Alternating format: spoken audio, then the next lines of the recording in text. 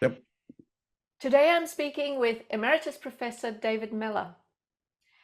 David graduated with a Bachelor of Science with honours from the University of New England in Australia in 1966 and obtained a PhD from Edinburgh University in 1969.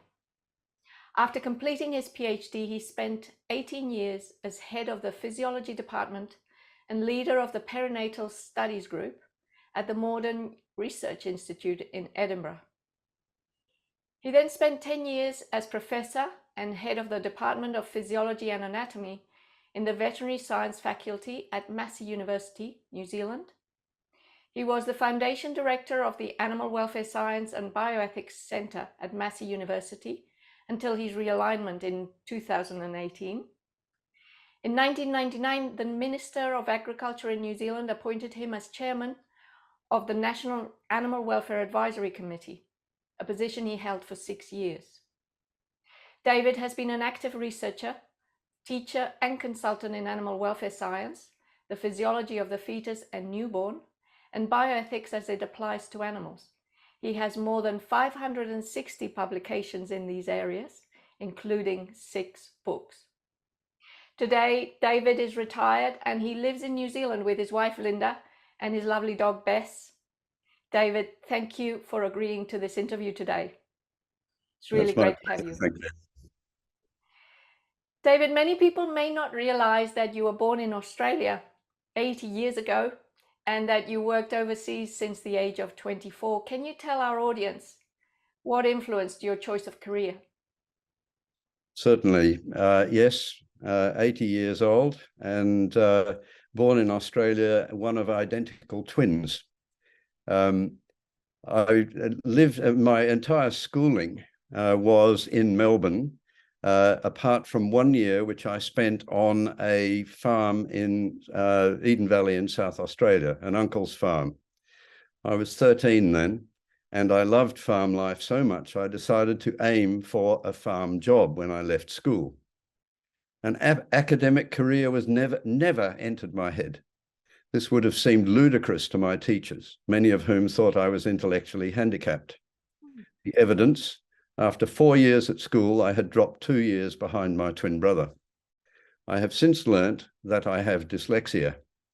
This meant I had great difficulty in reading, writing, and spelling, but I could learn things by doing and through spoken explanations, and I could verbally describe these things very well. Nevertheless, any C-grade pass was regarded as a major achievement worthy of a family celebration. Remedial teaching for 3 years from the age of 10, followed by my year of farm life, led to slow improvements in my grades over the next 6 years.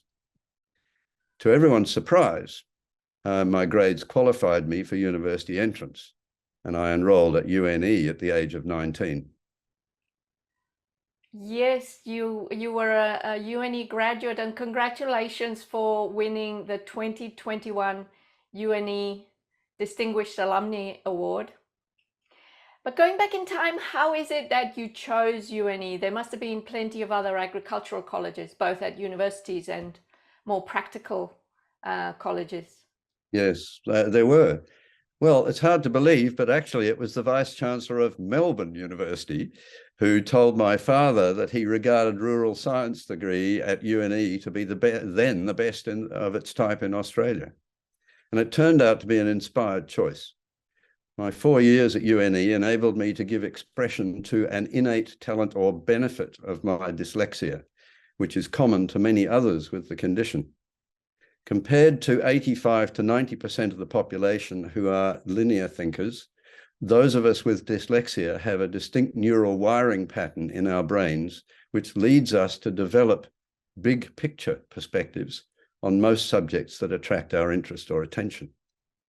Retrospectively, I now understand that most of my significant contributions to science and other areas have rested on my innate predisposition to construct big picture conceptual frameworks that challenge conventional thinking in the areas where I've worked. UNE gave me the knowledge and the confidence to respond to this innate drive and, importantly, encouraged my earlier attempts to express it. I'm starting to see how your early big picture thinking might have led you to devise the 5 domains model. But can you expand a little bit more on the path that your thinking followed? Yes, I'll sort of do it in bites. Yes. So I did the first 2 years of the Bachelor of Rural Science, 1962 and 1963. And one thing that particularly attracted me there was the holist framework, the all-embracing framework that the degree was modeled on, and that was the soil, animal, plant complex. That really appealed. However, I fell in love with physiology in my second year, a small subject, and had the opportunity to change to a Bachelor of Science, where I, in 1963 and 1964, 63 was my second year, 64 was the full year of physiology, where actually I did 1.5 years of honors of full physiology in that year. During the course of that year, I became aware that the focus of teaching physiology was on one system at a time. And my interest was in how all systems work together as an integrated whole to keep the body alive and functioning fully. I drew up a wall chart depicting the major interactions between the body systems to indicate how the body functions as a whole entity. Published by Drug Houses of Australia in 1966, it was sent to all physiology departments in Australia and was used at UNE for a number of years. Now I'm going to stand up and show you it. You won't be able to read it. Oh, wow. Wow. You were, wow. And that was actually, as a sideline, I used that in my exams to answer exam questions. And after they had marked them, a number of the lecturers said, "What book did you get that out of?" And I said, "I made it up myself." So, yeah. And that was just the drive to have an overall picture. Then my choice of fetal physiology for my honors year, honors research, was rather similar, because I suppose I could have looked at fetal kidney function and the development of the lungs, or brain development and other things like that. But what I was interested in was the interactive dynamics of the fetus and its placenta within the uterus, the uterus within the mother and her interactions with the uterus, and the pregnant mother within her environment. So it was the interactions, two-way interactions between these three elements: fetus, placenta in the uterus, uterus within the mother, and the pregnant mother within her environment. Wow, yeah. Then when I got to the Moordun Institute to do my PhD, I actually did my PhD at the Institute. So they had 3 years of me before I was appointed to the staff.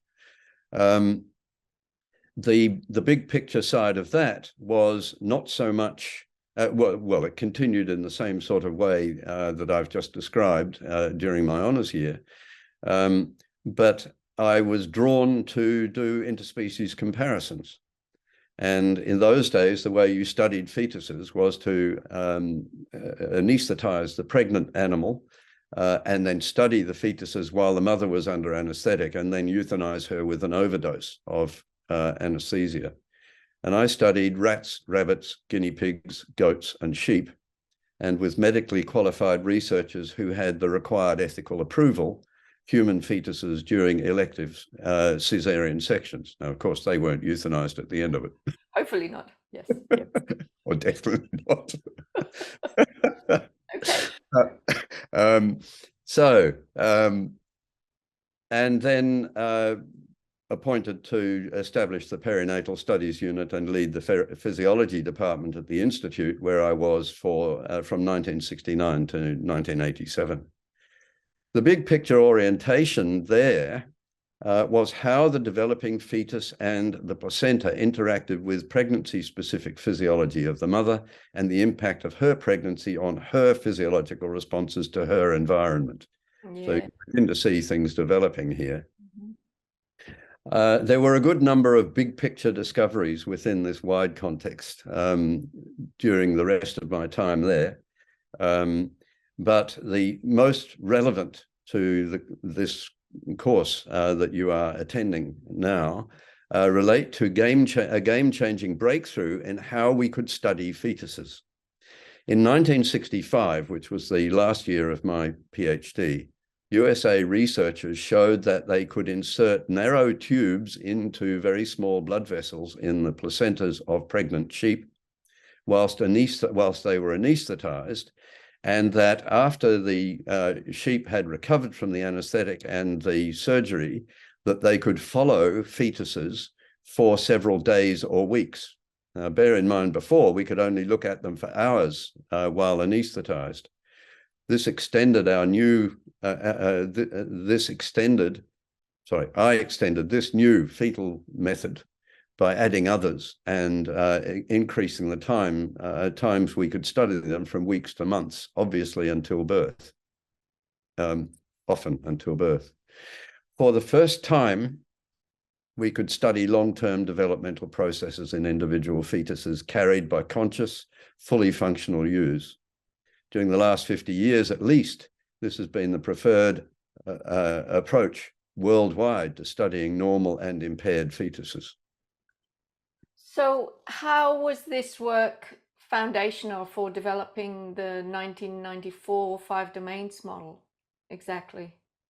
Well, you're beginning to see, looking back, the origins of that model have now become clear to me. Each day, we were studying fetuses carried by conscious, fully functional ewes during the last 2 weeks, 2 months, 2 weeks, last weeks and months of pregnancy.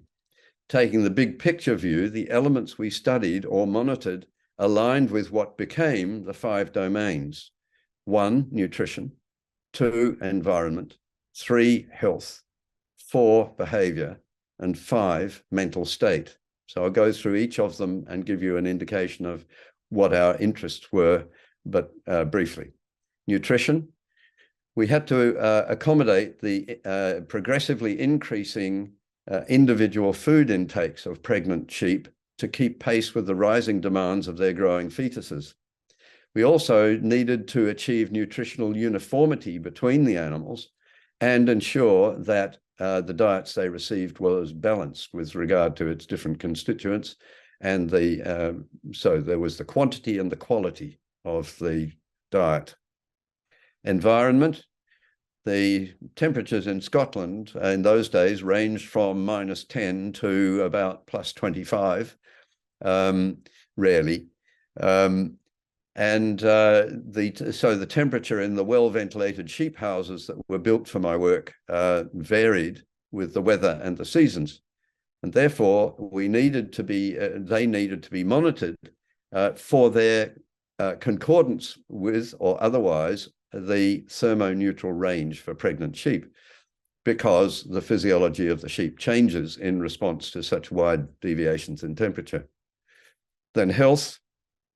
We wanted to study normal functional development, not diseased functional development. So it was very important for the study to be on fully functional pregnant ewes, free of parasitic and infectious microorganisms and other diseases. And so they had their health comprehensively evaluated before they were brought into the unit. Behavior, you'll find this really quite interesting. It's the first time it had ever been done. Ewes were from the Scottish hill farms, having had minimal contact with people and rarely been kept indoors. They needed time to adjust to being in individual pens and to direct physical contact with researchers. They were gently handled for 10 minutes each day for 6 weeks before uterine and fetal surgeries were conducted. their initial very flighty and stressed behaviors were progressively replaced by them being completely at ease, standing quietly, and even affectionately nuzzling the researchers. The emergence of their stress-free behavior was paralleled by the disappearance of rises in heart rate and stress hormone release when approached and handled. So we followed them when they first came in, right through to the end of the 6-week taming and training procedure, and found that their heart rates didn't change, and nor did their cortisol stress responses. Wow. Mental state. Our purpose was to study fetal development in conscious, that means not anesthetized, unstressed ewes as indicated by the behavioral change and the disappearance of their physiological stress responses as the taming and training progressed. In terms of subjective mental experiences, we interpreted the changes as transitioning from strongly fearful responses to being completely calm and at ease in their pens with familiar personnel. So here we're talking about fear, and that was pretty daring in those days. Yes, I really love to hear that. It became imperative to the science to ensure the animals felt safe in the research environment. That's right. And that, yeah, it kind of forced everyone to think about the animal's experience, yes? Absolutely. And that is massive. We were the first ones to actually monitor and manipulate nutrition during all the laboratory studies going on for human, in the human context, studies of fetal sheep. Wow. So these were all of these were really quite groundbreaking. I was extremely fortunate. They built they approved a 6-year program when I was appointed, and they built what would now cost about $4 million, a purpose-designed fetal perinatal studies unit with a surgery, recovery room, feed preparation room, experimental labs, and 2 large sheep houses with individual pens for 50 sheep. Wow. Wow. That's see why I stayed there so long. Okay, so let's fast forward to the early 90s when the 5 domains for assessing animal welfare compromise were first promulgated. So how did that come about? Okay, let's look at 1987, which was the year before I got to New Zealand. In 1987, the Australian Council for the Care of Animals in Research and Teaching, ACART, was formed. And on the other side of the world, the first professor of animal welfare in the world, Don Broom, was appointed to Cambridge University. Okay. So by then, the term animal welfare was being used increasingly, but the dominant references in research, teaching, and testing continued to be stress, distress, suffering, and harm. Yep. In 1992, the New Zealand arm of ACART was launched, and the name changed to the Australian and New Zealand Council with the acronym ANZCCART. And I was active there as its executive vice chairman. So I participated in quite a lot of what was going on in ANZCART in Australia, and was deeply involved in what was happening in New Zealand. Mm-hmm. So I was invited to prepare an opening address for the 1994 conference on improving the well-being of animals in the research environment, which was held, I'm pretty sure it was held in Adelaide. I invited Cam Reid, some of you will know that the paper was Mellor and Reid, to join me as an author. We had worked together on increasing the profile and understanding of animal welfare at Massey University for several years by then. In those days, when animal-based scientists sought ethical committee approval for proposed studies, they used to focus mainly on the sites that would be affected by the specific procedures they intended to apply. For example, the site of surgical access and the particular target organs. For obvious reasons, given the way I started thinking about things in Edinburgh, I thought we could do better. Yeah, that's it's a massive paradigm shift, and the 1994 paper is a paradigm shift in itself. But especially considering where animal welfare was at the time, which was only just starting to be used as a word and as a title. I have listened to an interview between Daniel Mills and Don Broom where they explain how he was appointed first animal welfare chair at a university. So any other research, some researchers might have sat on their laurels after that, but you didn't stop there. Your model, you continued to develop and evolve the model through the last, 25 years or so. So from your own perspective, what have been the major breakthrough moments or changes, and why did they happen? Why did they happen then at that time? Well, first, I'd just like to say that Don Broom's appointment was absolutely outstandingly good. And our first appointment to the Animal Welfare Chair at Massey University, the second one in the world, first one in the Southern Hemisphere, Neville Gregory was also an outstanding appointment. He was with us for about 5 years and then moved on. Okay. So yes. Now, what was interesting was again, big pictures evolve, and they evolve as our understanding evolves. So anything that we describe now will need to be updated as our knowledge improves, and this is precisely what happened with the 5 domains model.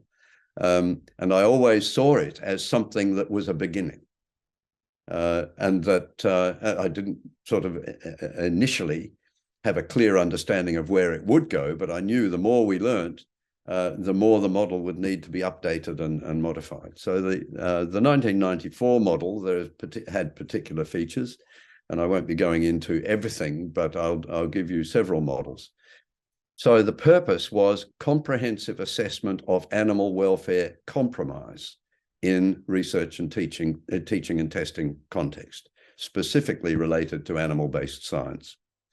The focus was on different forms and sources of welfare compromise, hence the first 4 domains, and the first 4 domains, and then the 5th domain, where the 4 domains provided objective evidence that enabled us to infer the mental state outcomes, the subjective experiences the animals were having, and or what they are called is affective experiences.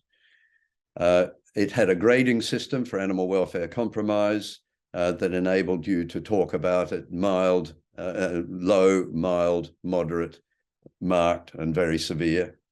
The effects noted were limited, the affects noted, the subjective experiences, were limited to thirst, hunger, anxiety, fear, pain, and distress. Now, I had plenty more in mind, but the distress was put there as a catch-all for negative experiences that critics would have questioned. And what I didn't want was the whole thing to be questioned on the basis of a few questionable, challenge affects that people were unhappy about, but which we considered would be added later. We knew we would. It was a placeholder for other negative experiences. At that time, the 5 freedoms was a main way of looking at animal welfare, and they covered the same things in terms of nutrition, environment, health, behavior, and mental experiences, but they were all jumbled up. And I separated them into those discrete units. But we rejected freedoms as a foundation for the model, because it's really very difficult, it's impossible actually, to talk about compromised freedom in this context. What we needed to do was understand what the compromises were within the animal that led to negative experiences. Yep. Ever since 1997, the prospective and retrospective model assessments have been mandatory for all animal-based science procedures in New Zealand, using the latest updates of the model as they appeared. Now, bear in mind, that's covering a very wide range of animals.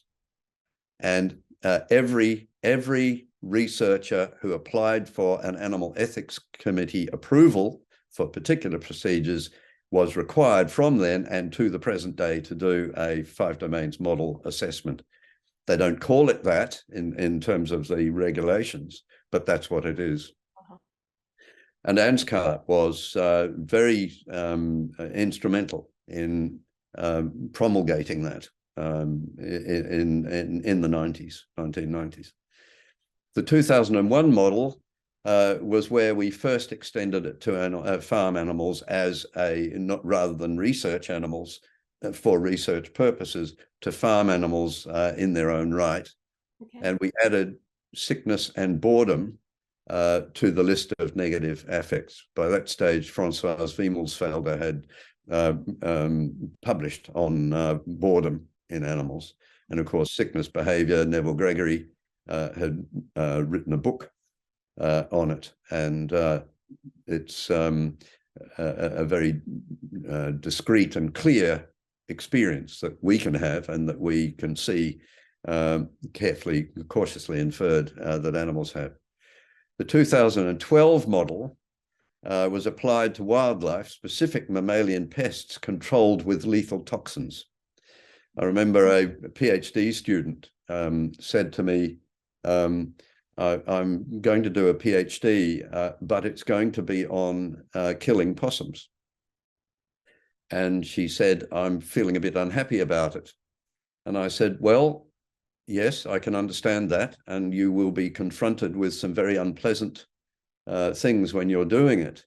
But I can't think of a better way of really focusing your mind on what can and can't be inferred from the behavior of animals and knowing the effects of these toxins on human beings. And part of the reason that the list was extended was because of that work. Wow. This was a PhD student in an institute in the South Island. And it would have been very very apt for a student who cared about it to take this on, to take this leap. Yes, absolutely. And she did a wonderful job, and she and others ended up with us expanding the list of negative experiences to include all of them: thirst, hunger, nausea, debility, weakness, dizziness, breathlessness, pain, anxiety, helplessness, isolation, boredom, frustration, and yet to be specified other forms of distress. Yeah, we've got to, I want to just say that these things probably sound quite obvious to people today, but at the time, in a scientific and academic setting, these were things that were not being spoken about, let alone written in scientific journals. It was quite daring to do this. Yes. But I've never drawn back from the daring. One of equal daring was when I did a big picture assessment of the development of the fetal brain, and demonstrated to the satisfaction of the Royal College of Obstetricians and Gynecologists that fetuses in neurologically mature at birth are unconscious throughout pregnancy. Right. And that would be very controversial. Yeah, it's now accepted by the Royal College. Wow. As a result of that. Anyway, moving on. As I said, there were many other big picture things. 2015 model. This was with Nio Beausoleil. We explicitly introduced positive welfare states, their assessment, and their interactions with negative states. Distinctions were made between survival-related negative affects and situation-related negative affects based on their biological roles. Now, very briefly, the survival ones are the nutrition, environment, and health ones, such as thirst, hunger, pain, nausea, as an example, where they are essential for survival. You can't get rid of them. All you can do is get them to tolerably low levels, but they're necessary to motivate the behaviors that will keep us alive. Yes. That's why they're called survival-related. The situation-related ones come in domain 4, because that is the impact of the animal circumstances on its experience, how it experiences its external circumstances. Now, the survival critical ones are from negative to neutral. You can't do anything about positives there. You just go from negative to neutral. The situation related ones, you can transform from negative to positive by giving them opportunities to have pleasurable experiences. So this is what we introduced there. And importantly, and this is really important, you made the point that it was quite daring to talk about these sorts of experiences in animals in those days, because people charged you with the sin of anthropomorphism, projecting what humans have experienced on animals. And the danger of excommunication was quite, quite high. Anyway, we were saved by our caution, but also very positively, given a very positive impetus to it by affective neuroscience.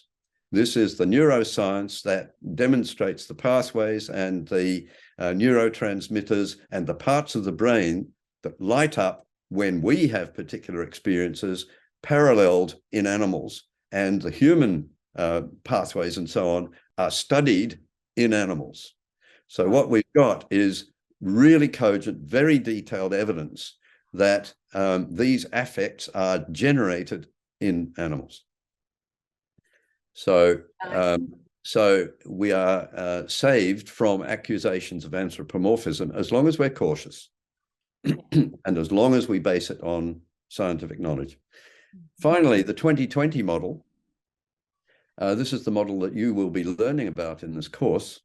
The major change was to include explicit reference to human-animal interactions in both directions, humans to animals and animals to humans.